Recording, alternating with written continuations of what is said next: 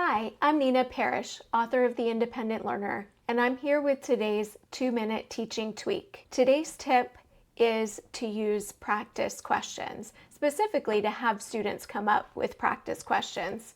Previously, we talked about using practice tests, and so if you're going to do practice tests with your students, you can have them create their own practice questions, but there's a lot of other scenarios in the classroom where you can use practice questions that are student created as well.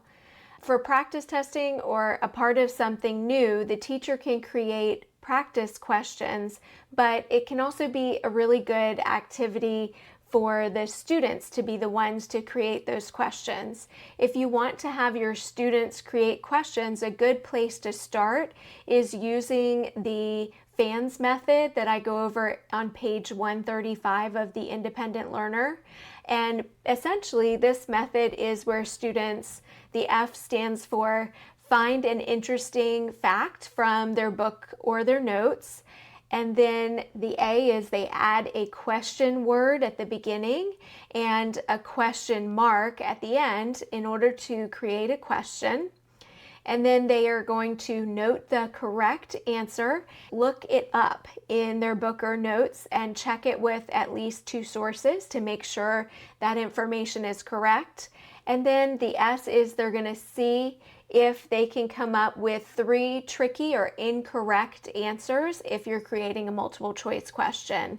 So that takes students through the process of creating a question, and older students can also be introduced to the types of questions and question stems that correspond to each level of Bloom's taxonomy. An example of this I'm going to link in the bio or the comments, depending where you're watching this.